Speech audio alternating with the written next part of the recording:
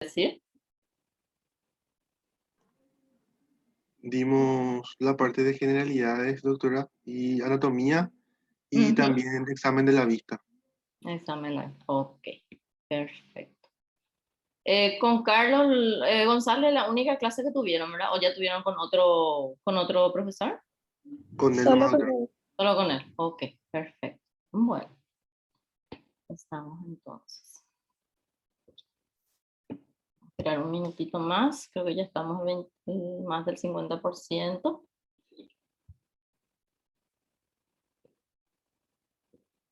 Sí.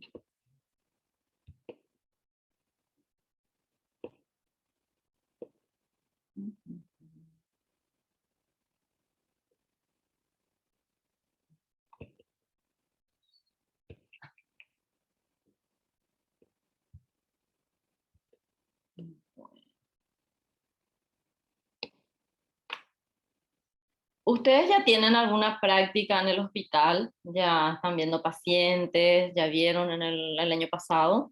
¿Hicieron alguna práctica de alguna forma? Sí, doctora, estamos teniendo de clínica médica, pediatría y cada tanto de cirugía. Ok. ¿Ustedes están haciendo guardias En pediatría, en pediatría? Ok, sí. perfecto. Muy bien. Entonces ya están tratando con pacientes, ya están interactuando ya con los pacientes. Sí, Eso de es a poquito. importante para que vayan tomando práctica. Bueno, 31 estamos y ya son las 6, ¿sí? Vamos a comenzar entonces. Voy a poner para compartir la pantalla y vamos a comenzar, ¿ok?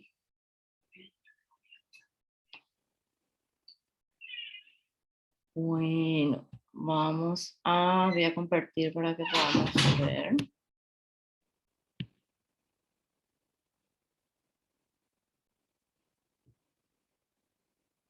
Ahí están viendo. Sí, doctora. Sí, doctora. Entonces, en esta ocasión vamos a hablar sobre anatomía del segmento anterior, un poco del mecanismo del que se produce ahí en el segmento anterior, y anatomía y fisiología del ángulo camerular en sí, ¿verdad? Eso es lo que me pidió el doctor González, para que hable un poquito con ustedes, para ir entrando lo que es en el tema que es glaucoma, que creo que van a dar con él, o no sé si conmigo van a dar después, ¿verdad? Vamos a dar primero un repaso un poquitito para que ubicarnos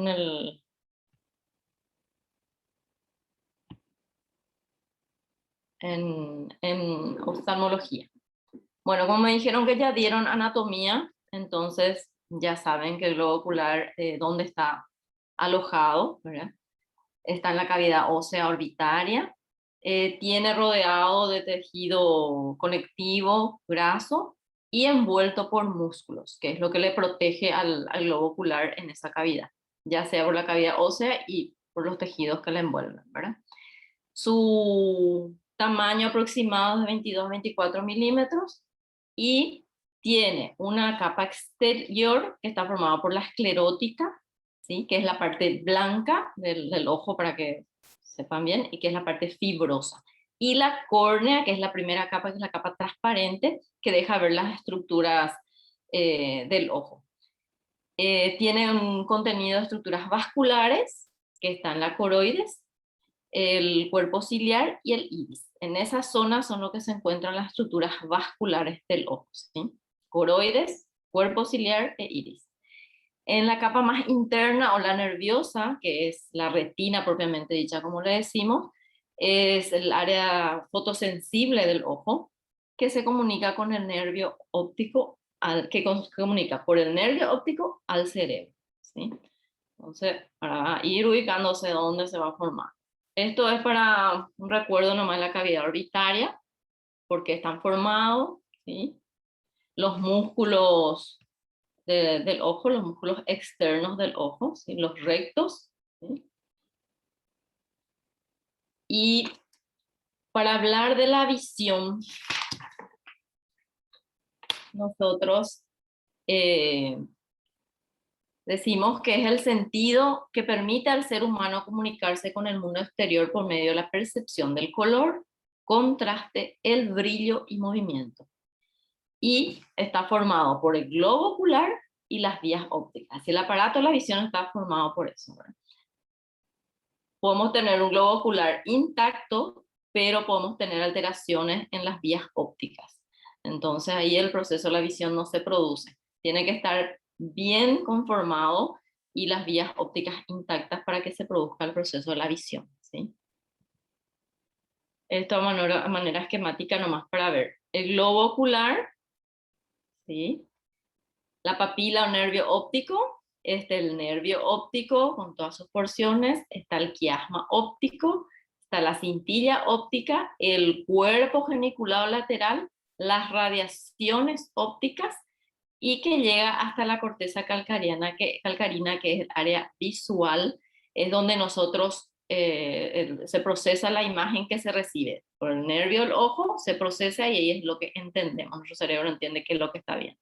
Por eso es muy importante que todas estas estructuras, todo el globo ocular como las vías visuales o el nervio óptico estén todas bien para que podamos tener una buena visión, ¿sí?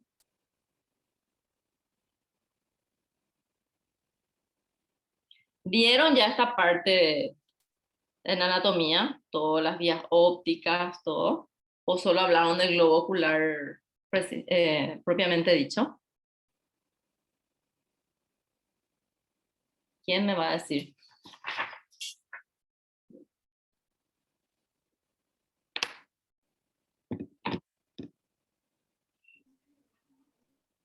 Sí se mencionó un poco, doctora, pero el doctor se centró más en el globo y en la cavidad orbitaria. Oh, ok, bueno. Pero ustedes, por ejemplo, ya dieron neuroanatomía, toda esa parte en anatomía, se acuerdan más o menos de todo el proceso ahí, ¿verdad?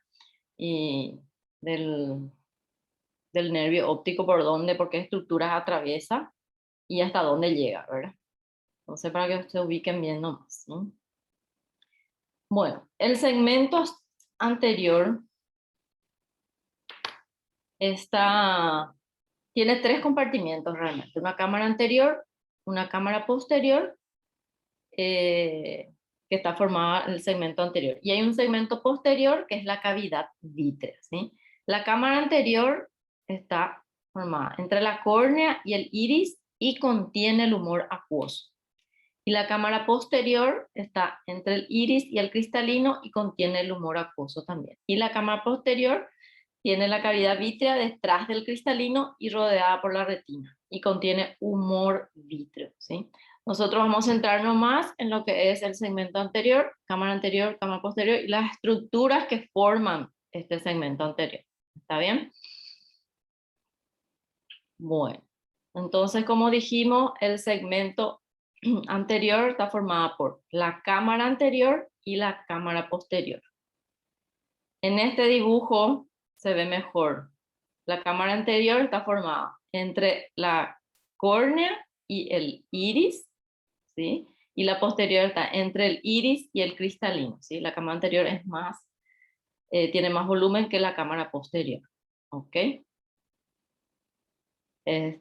Se ubican en qué parte estamos mirando, ¿verdad?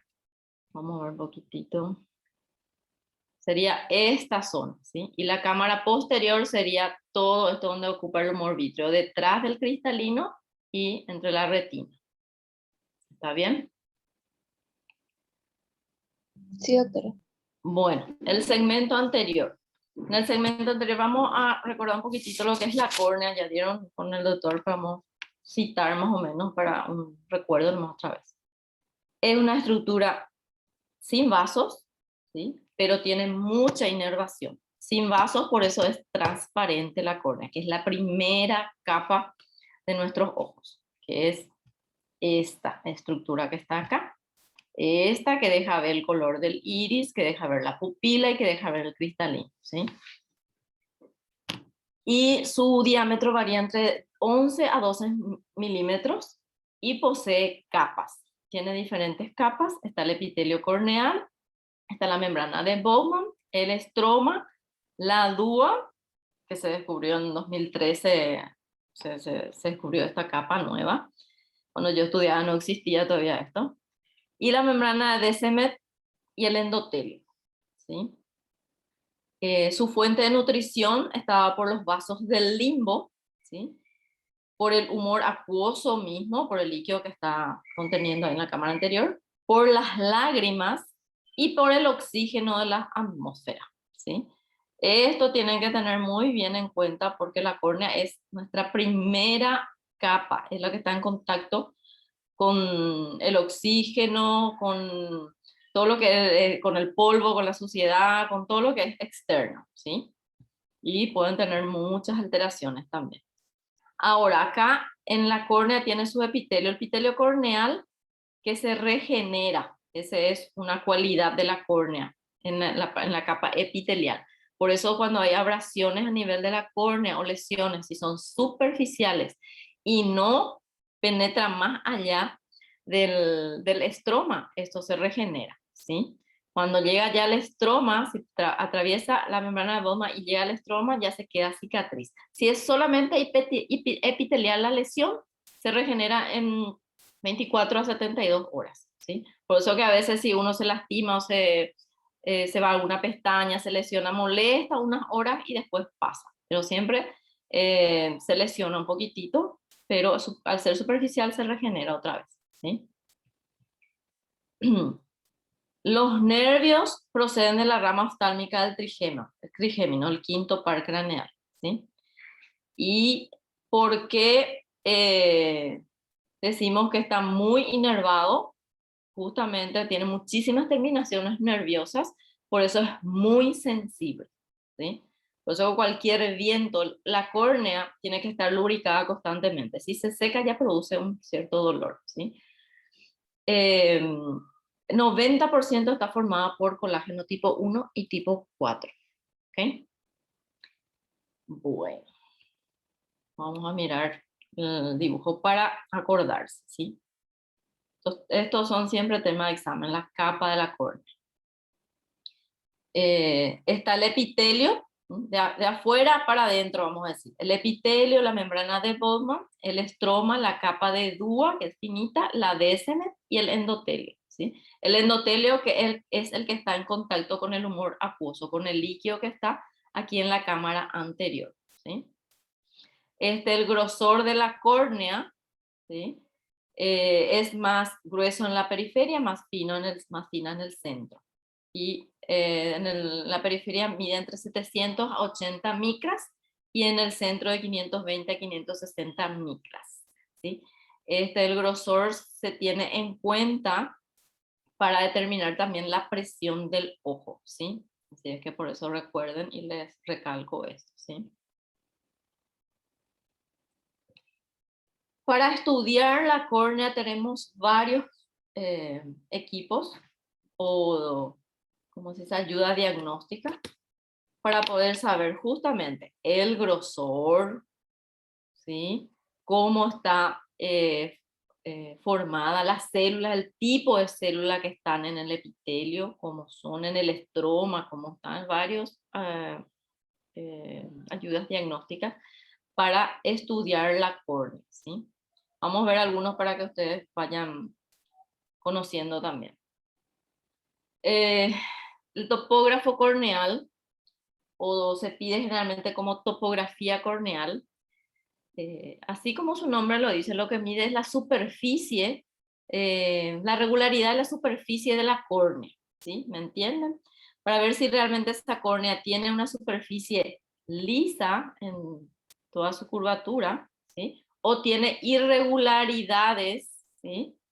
Ya sea así en forma ondulada, en forma deformada, se estudia justamente por el topógrafo corneal. Este topógrafo corneal es lo que se utilizaba anteriormente. Hay algunos que utilizan, es fidedigno igual, ¿verdad? Pero la más actual ya son todas computarizadas, ¿sí? Y esto solemos pedir en los pacientes que sospechamos que tengan algún problema en la córnea, ya sea falta de transparencia o algún astigmatismo irregular.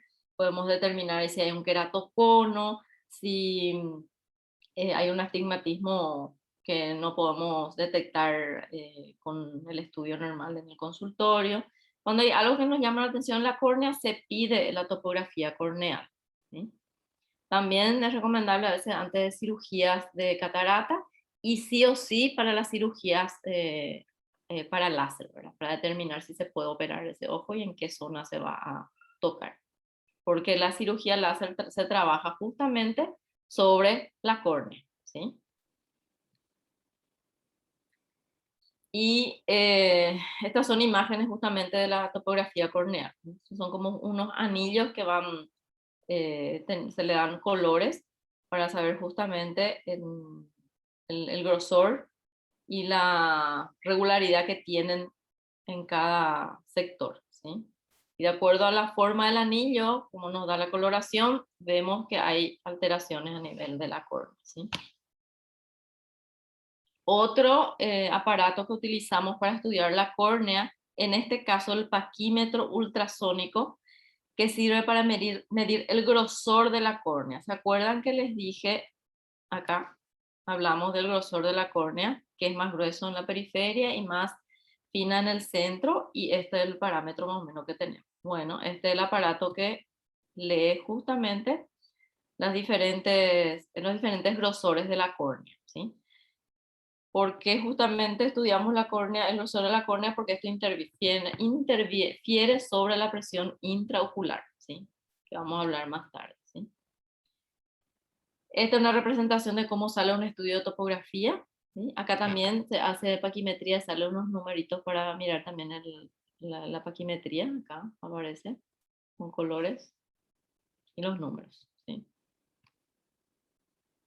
Bueno. Esto entonces para entrar nomás ahí otra vez en la anatomía de la córnea. El ángulo camerular, ¿no? ¿Dónde vamos a estar hablando específicamente? Vamos a ver un poquito la esclera, la córnea que ya hablamos y la úvea, ¿sí? La úvea es un área que está compuesto por el iris, por el cuerpo ciliar y por el coroides, ¿sí? Entonces estamos hablando en esta zona, está acá, cuerpo ciliar, ¿sí? El iris y la coroides, ¿sí? Todo en esta zona. Estas áreas es importante conocer justamente para detectar a veces procesos, saber dónde están los procesos inflamatorios y qué áreas afecta. Y en este caso de hoy, que vamos a hablar del ángulo camerular, que está dado por la córnea, esclera y el iris. Este es el ángulo camerular, es la zona en que nosotros vamos a detenernos un poquito más, ¿sí? Acá está la cámara anterior, el iris, la cámara posterior, el cristalino. Córnea, iris, cristalino. ¿Ok?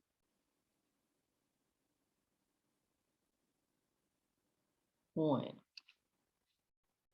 El iris, vamos a ver un poquito su estructura. Es la extensión anterior del cuerpo ciliar. Presenta en el centro la pupila, es decir, llega a formar el área de la pupila. Divide la cámara anterior de la posterior.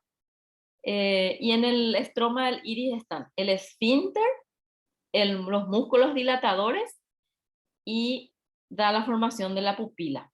Ahí se encuentran las fibras circulares que produce la miosis o la contracción, donde se produce que el iris achica la pupila, ¿no? Miosis. Y las fibras radiales que produce la midriasis, es decir, se agranda el área de la pupila, ¿sí? Eso recuerden bien, y esto es importante para todos los médicos, ¿sí? La pupila, el reflejo fotomotor pupilar, se evalúa en todos los pacientes. Es muy importante en pacientes con traumatismos y ustedes como médico tienen que saber detectar si hay una miosis, una midriasis, si hay un reflejo fotomotor presente o está abolido, si está simétrico o si está asimétrico. ¿Está bien? Ya, y ustedes ya dieron semiología, Sí, doctor. ¿sí? Y ya Evaluaron ahí, hicieron algo de reflejo fotomotor. A nivel ocular, nada. Sí, habíamos leído eso en pares craneales, biología de los pares craneales. Pero nunca hicieron en la práctica en semiología. Nunca uno de los, ¿cómo se dice?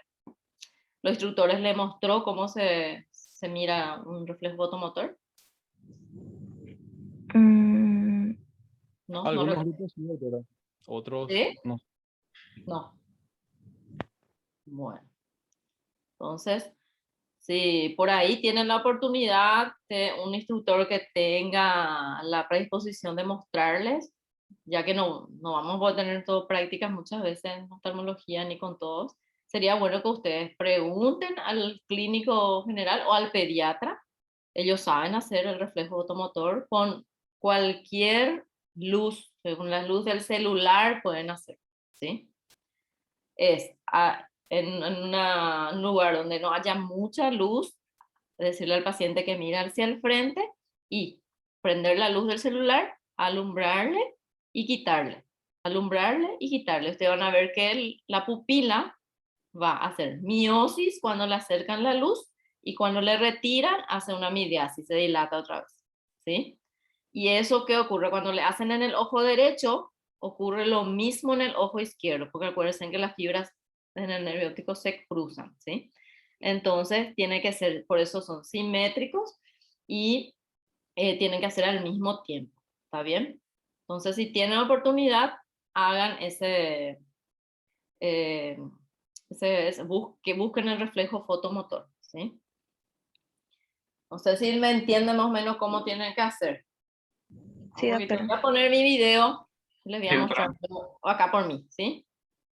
Vamos a ver si, ahí. Bueno, prenden la luz del celular o si tienen el bolígrafo que tiene la luz también se puede hacer. Y lo que van a hacer es acercar al paciente a sus ojos y volver a quitar. Y lo que ustedes tienen que mirar es la pupila que tiene que achicarse o agrandarse, ¿sí? Y generalmente ocurre. Entonces eso tienen como práctica, más vean, ya que tienen oportunidad de ver pacientes, procuren hacer esa práctica, ¿sí? Ahora, cuando ven una midriasis y no está respondiendo el reflejo fotomotor, ya tienen que saber que está pasando algo ahí a nivel central, ¿verdad? O si hay una miosis, también tienen que saber. Entonces, para ir detectando, ¿está bien? Como lo que van a tener práctica conmigo, vamos a hacer más prácticas seguro en forma presencial, ¿verdad? Bueno, voy a quitarnos el video para que miren acá. Entonces ya saben, las fibras circulares producen miosis y las radiales midriasis, ¿sí? Entonces por ahí si hay un traumatismo ocular también, vamos a ver si no se produce la miosis, si no se produce la midriasis, vamos a ver que las fibras circulares o fibras radiales están afectadas, ¿sí? El riego sanguíneo está dado por la circunfleja mayor del iris y la inervación por nervios ciliares.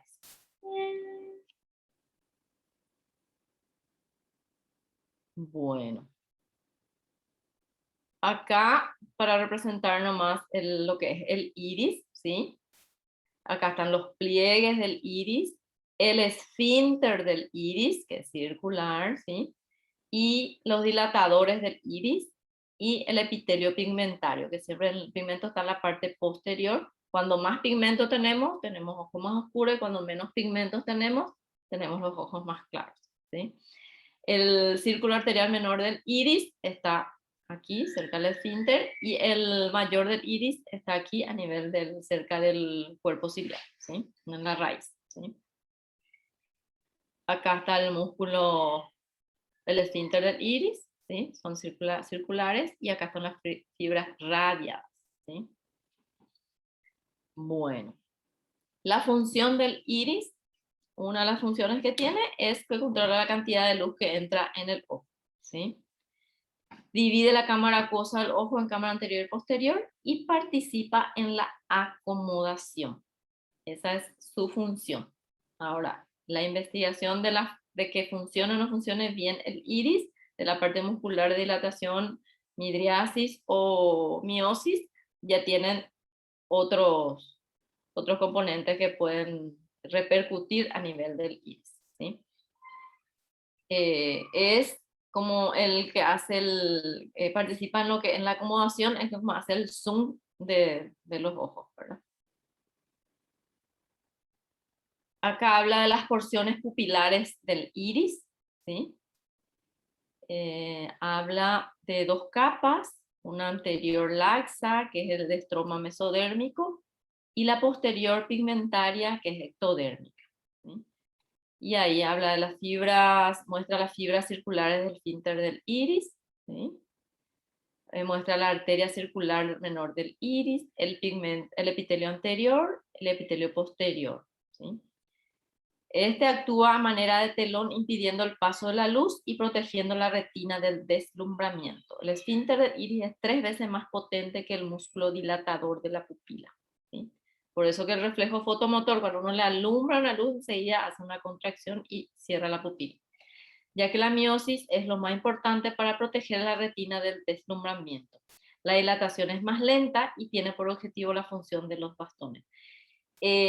La pupila justamente regula la entrada de luz a los ojos. Hay muchos estudios que hacemos en oftalmología que utilizamos gotas dilatadoras, que lo que produce es una midriasis para poder, uno, hacer un examen de fondo de ojo, para hacer la refracción en menores de 30 años y para poder ver los medios restringentes del ojo, ¿sí?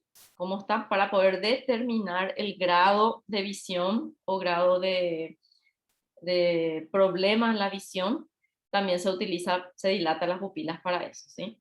Y ahí sí hay un problema después, justamente al hacer los estudios, el paciente se queda con una visión borrosa porque se le corta el poder de la acomodación y el efecto de la luz entra todo al ojo, entonces también produce mucha molestia. Entonces por eso a veces si habrán escuchado alguna vez o si consultaron alguna vez y se les hizo la dilatación de la pupila alguna vez, saben que es molestoso y se les suele pedir a los pacientes para venir acompañado o traer un lente de sol para ponerse o colocarse luego del estudio.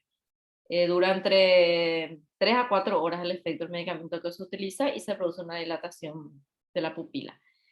¿Por qué les cuento esto? Porque muchas veces vienen pacientes de urgencias desesperados porque ven borroso, que se pusieron una gotita y que después eso empezaron a ver borroso y vienen desesperados. Hay gente que se le dio algún tratamiento alguna vez por algún problema, se le da un tratamiento para dilatar las pupilas y a veces dejan en la casa y viene otro familiar, el hermano, y se colocan porque le picó el ojo, o sea, ni leyó lo que se puso y se pone. Entonces se hace una midriasis medicamentosa y para que no, por ahí les llegan una vez en la urgencia, siempre preguntar, cuando vienen con la visión borrosa y dicen que le lagriman los ojos, ve borroso y vienen con la pupila bien dilatada, preguntarle si no se pusieron alguna gota antes en el ojo, ¿sí? A tener en cuenta, ¿no?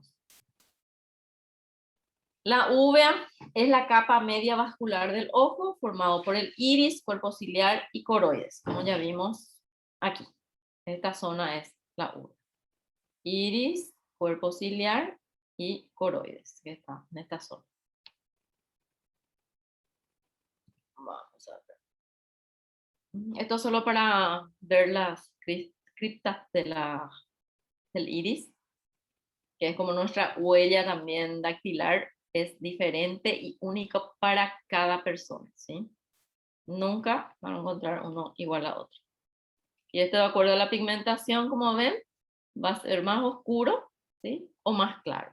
Acá en esta zona tiene más pigmento, esta zona menos pigmento, pero tiene ojo más claro. También. Entonces, ven cómo es medio transparente acá, es porque no tiene pigmento, porque tiene ojo más claro. El cuerpo ciliar está entre la ora serrata y la base del iris y forma un anillo fibroso, formado por tejido conjuntivo denso, constituido sobre todo por capilares y venas, ¿sí? Contiene al proceso ciliar, que son crestas en la parte posterior interna del cuerpo ciliar que producen el humor acuoso. Entonces, el humor acuoso, el líquido que está en la cámara anterior y posterior, está producido a nivel del cuerpo ciliar, ¿sí? Eso es muy importante para que se acuerden. Tiene dos zonas, anterior y posterior. El anterior está corrugado o plegado, donde se originan los procesos ciliares, y la zona posterior plana. Aquí está el cuerpo ciliar, posterior plana, y acá está corrugado. Y estas son las zónulas de zinc, ¿sí? Y los procesos ciliares. Acá entonces es la zona que se produce el humor acuoso, ¿sí?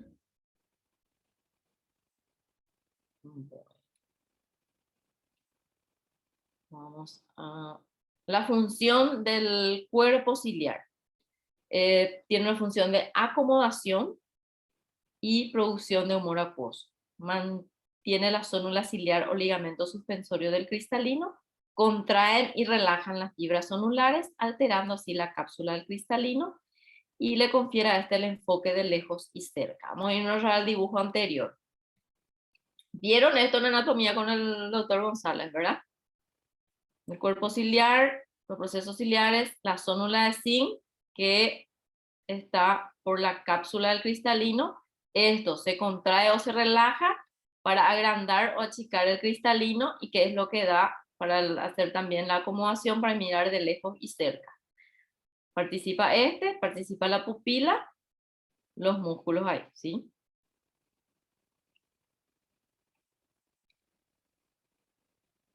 Produce la función de acomodación, acuérdense, ¿sí? El humor acuoso. El humor acuoso es el líquido que está contenido en la cámara anterior y posterior, ¿sí? Vamos a mirar un poquito acá el dibujo otra vez. Aquí. Está lo que da la forma a esta cámara anterior, en esta zona: córnea, iris, cristalino, humor acuoso, iris, cristalino, humor acuoso en esta zona también, ¿sí?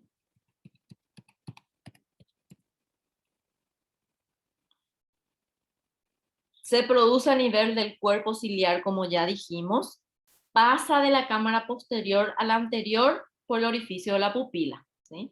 Es un líquido claro y acuoso, ¿sí? Es transparente también. Su volumen es 250 microlitros y la velocidad de producción es de 2,5.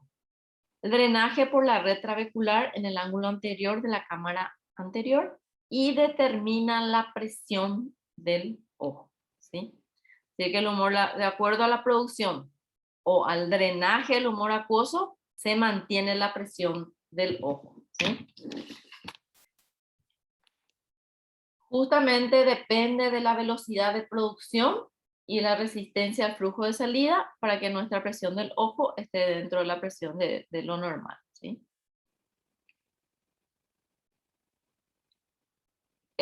¿Cómo se forma? Se forma por medio de un ultrafiltrado del plasma.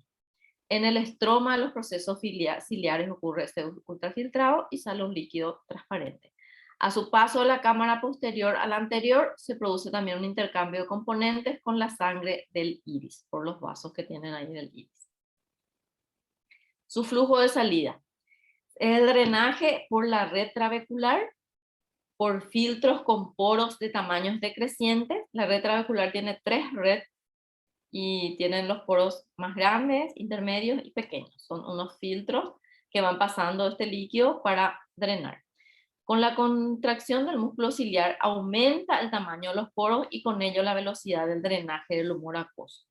Depende de la formación cíclica de conductos transcelulares. Hay como 30 conductos colectores y 12 venas acuosas, y este conduce el humor acuoso al sistema venoso, y otra parte sale del ojo entre fascículos del músculo ciliar y por la esclerótica, que es el flujo uveoescleral, ¿sí? Que es mucho menos. El 70-95% del humor acuoso se drena por los procesos, por la red trabecular, ¿sí? Y el resto por el flujo uveoescleral. El ángulo de la cámara anterior. La unión de la córnea a la raíz del iris se distingue en las siguientes estructuras. Vamos a ir otra vez a nuestro, si no tenemos por acá. Acá está el ángulo. Estábamos hablando primero del humor acuoso, su flujo de salida. Aquí. Acá era el músculos ciliares, los procesos ciliares, la zónula, ¿sí? La raíz del iris. Acá es la córnea y acá está la esclera, ¿sí? Es un ángulo ahí, esclero corneal, ¿sí? Irido, esclero, corneal. Iris, esclera, córnea. Les vuelvo a repetir varias veces porque eso tienen que manejar, ¿sí? Y la red trabecular, justamente lo que hablamos, y estos son los poros. Tiene 3 redes, esta y esta. Y acá pasa al canal de Slem, ¿sí? Y los canales colectores que hablaron, que ahí es la cantidad que hay, ¿verdad? Y esto ocurre a 360 grados del ojo, ¿sí? Que decía que cuando se contrae esto, estira esto y abren estos canales por donde el humor acuoso drena, va al canal del Schell y va a la vía venosa, ¿verdad? Acá se produce justamente por todos estos vasos, se produce el ultrafiltrado y se produce el humor acuoso, viene acá, sale por la pupila, entra a la cámara anterior y acá se drena. Eso ocurre constantemente las 24 horas del día, pero tiene cambios durante el día también, ¿sí? En la producción, ¿sí? Entonces, ¿por qué es importante manejar esta estructura y saber dónde se produce, dónde se drena? Porque si hay alteración a estos niveles, es lo que se produce justamente aumento en la presión intraocular del ojo, que conlleva con el tiempo a tener un glaucoma, ¿sí? De acuerdo a dónde está, cómo está el ángulo, entonces se determina qué tipo de glaucoma tenemos también, ¿sí? Y también para saber el tratamiento adecuado para dar cuando tenés una presión alta del ojo, ¿sí? Porque hay medicamentos que actúan en la producción y hay medicamentos que actúan en el aumento del drenaje. Y hay medicamentos que actúan en las dos sesiones, en la producción y en la expresión también. ¿Está bien?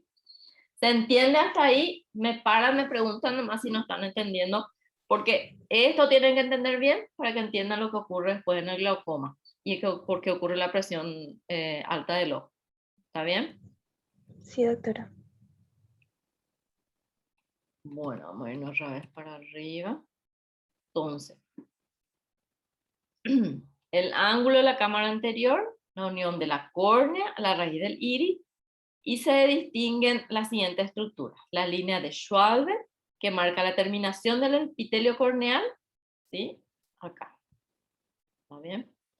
Acá está el epitelio corneal y acá está la línea de Schwalbe. Esta. Córnea y acá, en esta línea. Después está la red trabecular, como ya les mostré, que está formada por vainas de colágeno, tejido elástico, filtran al conducto de Slem y tiene 2 porciones, interna o red uveal y porción externa o red corneoescleral, ¿sí? Estos son el trabeculado, ¿sí? ¿Está bien? La red trabecular, acá está la camada fibriforme, está el canal de Slem y los canales colectores, ¿sí? El espolón esclerótico, que es la extensión de la esclerótica entre el cuerpo ciliar y el conducto de Slem, donde se fijan el iris y el cuerpo ciliar. El espolón escleral es así es como una cresta, ¿ven? Viene así, viene acá, la esclera hace una puntita acá y viene así como una cresta. Este es el espolón escleral. ¿Sí? Ahí como describe bien, esta es la extensión de la esclerótica entre el cuerpo ciliar y el conducto de Slem. El cuerpo ciliar y el conducto de Slem. Entre eso está el espolón escleral, ¿sí? Bueno. Vamos a avanzar. El humor acuoso. Ya dijimos dónde se producía el humor acuoso. A ver, voy a preguntarle a... Mira, por acá los nombres ya anoté. A Luján Martínez, creo que. Pariente parece que. Luján, ¿estás? Sí, estoy doctora. Decime, Luján, ¿te acordás dónde se producía el humor acuoso? ¿En qué En estructura? el cuerpo ciliar. En los procesos ciliares. Muy bien, está bien, está bien. En esta zona que acá lo están las figuras, ¿sí? Muy bien. Perfecto. ¿Y por dónde circula Luján? Va de la cámara posterior, ¿por dónde sale la cámara anterior? Voy a ponerte otro dibujo acá para que te acuerdes. Vamos a ver Acuérdate, acá están los procesos ciliares, ¿sí? El músculo ciliar y todo eso. Y acá se produce el iris. ¿Y viene por dónde? Para la cámara anterior. ¿Cuál es el camino que hace? ¿Te acordás o no, Luján? De eso no me acuerdo. No te acuerdas. A ver, ¿quién me va a ayudar? Diosnel. ¿Está Diosnel?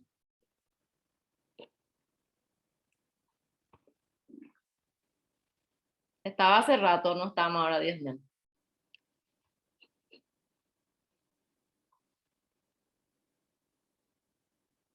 Hola Diosnel. Parece que se fue Diosnel, ¿verdad? A ver, Arami. Hola, doctora. ¿Qué tal Arami? ¿Todo ¿Vos te bien? acordás? Se produce acá el humor acuoso, viene a la cámara posterior, ¿por dónde se pasa para ir a la cámara anterior? ¿Por qué No, estructura pasa? no me Acuérdense acuerdo. acá, proceso ciliar, ¿el iris qué forma? A ver un poquitito, bueno, no va a hacer una anatomía otra vez. Este es el iris, ¿verdad? Todo esto. ¿Y este orificio qué es? Por la pupila. La pupila. Muy bien. Entonces, para que se acuerden, por eso tienen que retener porque esto de seguro les va a salir en el examen. Producción de humor acuoso por cámara posterior, pasa a la cámara anterior por la pupila y viene a la cámara anterior. ¿Sí? ¿Ok? Bueno, está muy bien. Entonces, Luján y Arami que participaron. Vamos a seguir.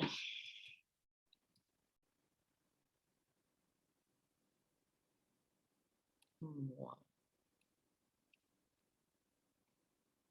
Nos quedamos acá en el humor acuoso, que a su paso de la cámara posterior a la anterior se produce intercambio de componentes con la sangre del iris y que es un ultrafiltrado del plasma en el estroma en los procesos ciliares. ¿Sí? Entonces ahí sale un líquido transparente. El drenaje por la red trabecular por filtros con poros de tamaños decrecientes, como dijimos. ¿Sí? Ya vimos toda esa parte de la estructura. ¿Sí? Vamos a ver acá en el ángulo. Ahí, acá. El equilibrio entre la producción, ¿sí? Se produce a nivel de los procesos ciliares, y la reabsorción, que es a través del trabeculado, que en el ángulo irido-corneal, ahí se produce la reabsorción. Es el responsable del control de la presión intraocular y proporciona estabilidad mecánica globoocular, ¿sí? Porque mediante este proceso de formación y drenaje, nuestro ojo tiene la forma que tiene. Si no, se va a achicharrar, si no se forma ese líquido, y si no se mantiene y no da una estabilidad mecánica, el globo ocular no va a tener la forma como conocemos. ¿Sí? No sé si ustedes vieron alguna vez a algún paciente, algún familiar, algún conocido que tienen un ojo como si fuera una uva pasa así achicharrado, blanquito en el fondo, o gente que justamente tuvieron algún traumatismo, algún accidente y queda con el ojo achicharrado, porque pierden totalmente estas estructuras y entonces no se forman los líquidos para que puedan mantener la forma del globo ocular. ¿Ok? Entonces, el humor acuoso y la formación y el drenaje da lo que nosotros conocemos como la presión intraocular, ¿sí? Que nosotros abreviamos en PIO, PIO. Tienen que manejar también esto porque como médicos generales, clínico, pediatra, ginecólogo, lo que sea, si por ahí alguna vez reciben un informe oftalmológico, van a encontrar si PIO y el número que tiene que tener, cuánto tiene, entonces tú tienes que saber de qué se trata, ¿verdad? Las abreviaturas de las otras especialidades también, ¿sí? Como dijimos que la dinámica de la presión intraocular está entre la presión, tensión, estiramiento sobre la esclerótica y es lo que produce el daño a las neuronas en la retina. Entonces la relación entre presión y tensión y estiramiento sobre la esclerótica, la parte blanca del ojo, que contiene por supuesto también a la retina, es lo que produce el daño de las neuronas que están en la retina. ¿Sí? Entonces, si no se regula la presión, ahí se explica por qué se produce el daño a nivel de las neuronas de la retina. ¿Sí? El promedio del valor de la presión intraocular es 14 milímetros de mercurio. Nosotros normalmente hablamos de 8 a 20 milímetros de mercurio para tener un parámetro en que manejar. Tiene variaciones diurnas en la velocidad de producción, ¿sí? ¿Qué significa eso? Que a la mañana temprano hay mayor producción, entonces la presión del ojo puede estar más elevada, pero no debe pasar de lo normal, que es 20 milímetros de mercurio a la mañana temprano en condiciones basales. Es decir, si vos te controlas la presión intraocular antes de levantarte, al abrir los ojos, antes de incorporarte en la cama, si tu presión está 20, estamos hablando todavía de una presión normal. Ahora, si vos ya te incorporaste, ya hiciste otros movimientos, esta presión puede ir más de 20, ya no es normal, ¿sí? O puede ser menos de 20, ¿sí? Entonces, nosotros hablamos un parámetro de 8 a 20 en horas bien tempranitas, ¿sí? Contiene, ¿cómo está compuesto el humor acuoso? Compuestos químicos ácidos que participan en procesos bioquímicos. El ascorbato, piruvato, lactato, proteína, urea y glucosa, ¿sí? Entonces todo esto tiene que también estar en equilibrio para que ese líquido sea transparente y nosotros sigamos viendo como estamos viendo, ¿verdad? Si hay alguna alteración en nuestros componentes, va a haber también alteración en la transparencia de este líquido, ¿sí? Y acá voy a detenerme y les voy a preguntar, ¿ustedes ya dieron algo de diabetes? No en oftalmología, en cualquier otra, en clínica médica, semiología, en lo que sea. ¿Ya hablaron ya de diabetes o no tienen idea de lo que es una diabetes? A ver, Sí. ¿quién me puede decir? ¿En qué dieron diabetes? En patología médica. Patología médica. Ok. Entonces ya saben, cuando hablamos de diabetes, qué sustancia es lo que más, como parámetro que tenemos que se altera es, ¿cuál de estas sustancias que tenemos acá? La glucosa. Ahí en el número, la glucosa. Perfecto. Entonces, ¿por qué les recalco esto? Porque el paciente, cuando hay una alteración a nivel de su glucosa, ¿qué va a pasar con ese líquido? No va a estar totalmente transparente, entonces la visión se va a volver también alterada, ¿verdad? Entonces, para que ustedes relacionen nomás con, a veces van a tener un paciente que viene a la urgencia que dice, no, no veo más nada, hace días que empecé a ver, no ver más nada y se asusta muchas veces y vuelve a controlar su glicemia y está 400, ¿sí? Y porque justamente el nivel de glucosa está muy relacionada con la visión, ¿sí? Cuando está muy alto, nuestra visión disminuye, ¿ok? No sé si habrán escuchado ya en algún momento que los pacientes diabéticos, justamente cuando empiezan a tener glicemias muy elevadas, siempre refieren que ven menos. Cuando mejora otra vez su glicemia, ven otra vez mejor. Entonces a veces dicen, yo hay días que veo bien y hay días que veo mal. O a veces dice, yo me despierto, veo súper bien y después a la tarde ya no veo más, veo todo borroso. ¿Qué pasó? Se despertó en ayunas, empieza a comer y si come cosas que no tiene que comer, consumir, por supuesto que su glucosa va a salir de lo normal y va a alterarse a nivel de su visión. Ese es uno cuando justamente nosotros muchas veces somos los primeros, los oftalmólogos, en detectar a veces pacientes con diabetes que ni siquiera son conocidos. Porque se van justamente a consultar. Hace una semana, doctora, bajó totalmente mi visión, no veo nada, no sé qué pasó, antes yo veía súper bien y ahora no veo. Entonces se le hace todo el examen y en la anamnesis justamente se pregunta si hay antecedentes familiares de diabetes, ¿sí? Después se pregunta la triada clásica si no están teniendo. ¿Sí? ¿Cuál es la triada clásica de la diabetes en clínica? A ver, Poliuria, ¿sí? Poliuria, polidipsia y polifagia. polifagia, muy bien. Y muchas veces al hacer la anamnesia al paciente por ir a consultar al oftalmólogo, se le detecta que tiene ya un proceso de que está empezando a subir su glicemia.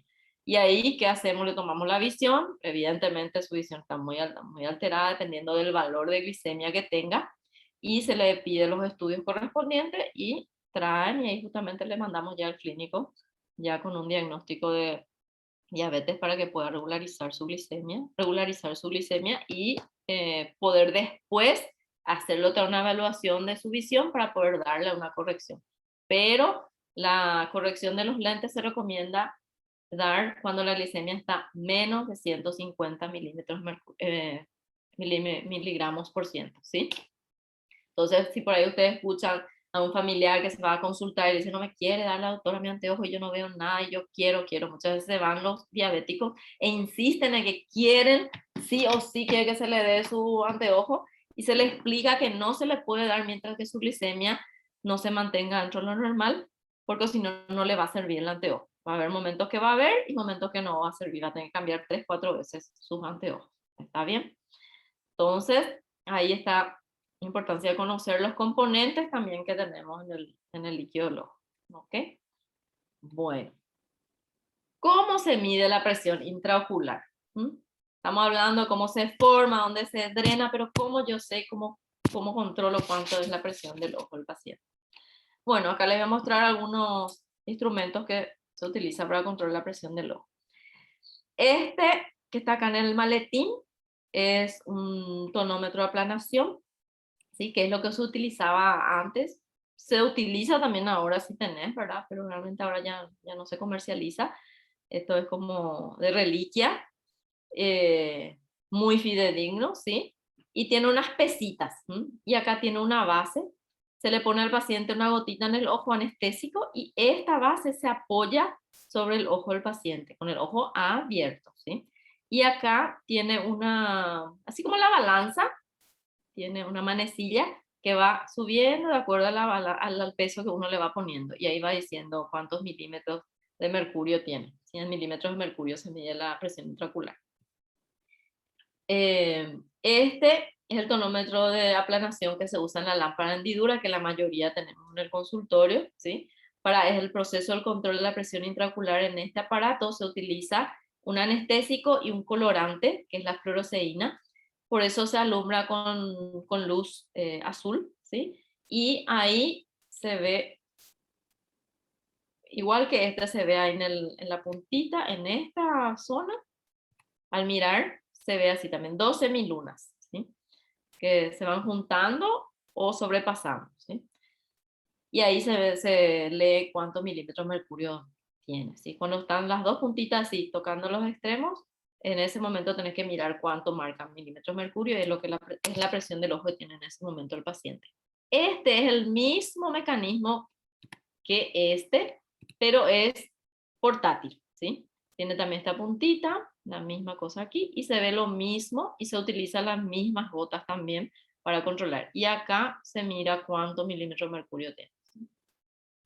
Este es otro tonómetro que tiene una pequeña puntita que sale y entra en segundo. Es un toque súper superficial, toca la córnea. Se puede hacer sin anestésico si el paciente tolera bien las molestias, o se pone unas gotitas anestésicas también para controlar. Y es un portátil, ¿sí? El tonómetro de no contacto se dice, pero realmente se produce un contacto de segundos. Este es un contacto de un poquito más, este es un contacto de segundos, y hace una medición de 5 a 6 mediciones en menos de 10 segundos, ¿sí? Esto es lo que solemos utilizar mucho en el consultorio porque es lo que menos molestia produce. Utilizando este tonómetro o este es muy molestoso, ¿sí? Entonces lo que más utilizamos es...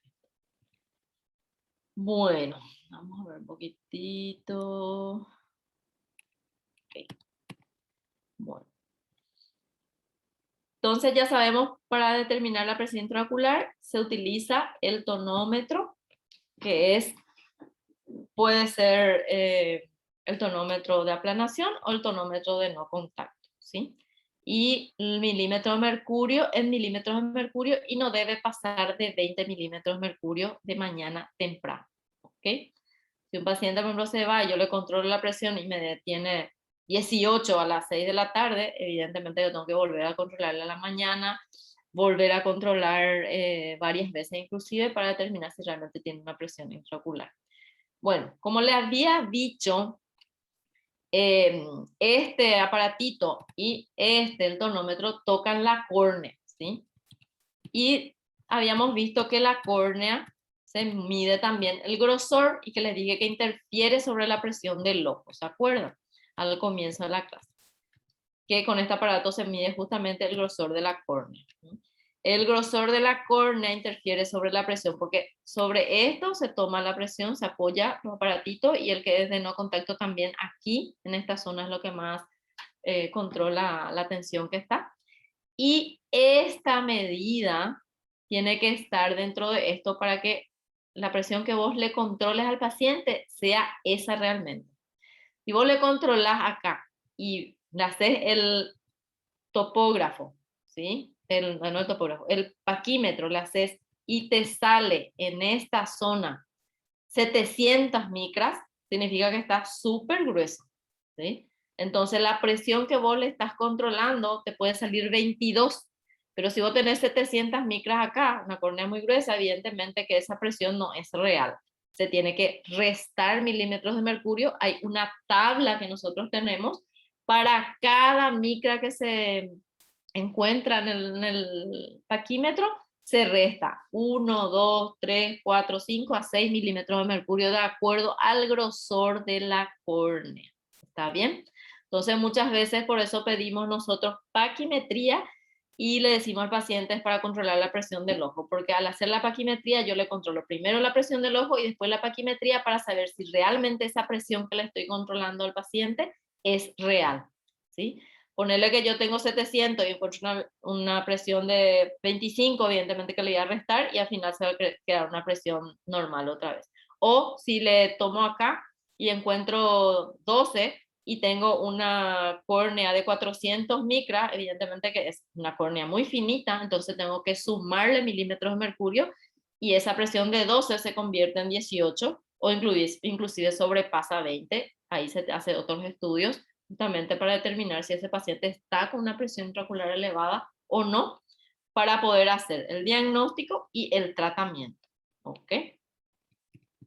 Bueno, entonces por eso que acá les muestro otra vez el tema de la córnea. Vamos a ver un poquito otra vez aquí. Hablamos del tema de la córnea. El cristalino ya hablaron también, me supongo, con el doctor de un poco de anatomía, ¿sí? Es nuestra lente natural, ¿sí? Es una lente biconvexa que está detrás de la pupila, tampoco posee vaso y tampoco posee nervios, ¿sí? Está unido al cuerpo ciliar por la zónula de zinc. ¿Se acuerdan? Que son como unas telitas de araña que están por del cuerpo ciliar, la zónula de zinc, y están unidas al cristalino. ¿Esto qué hace? Varía la curvatura y el poder de refracción del cristalino. ¿Se acuerdan que les mostré estas pequeñas fibras, donde se ve mejor? Acá. Las células son estas fibritas que están acá en contacto con el cristalino, que es la lente natural, y de acuerdo a que se contraen, le estira, se aplana, o le suelta, se pone más gruesita. Y ahí también cambia el poder de refracción o el poder de desvío de la luz que tiene esta lente para que nosotros podamos ver, ¿sí? Bueno,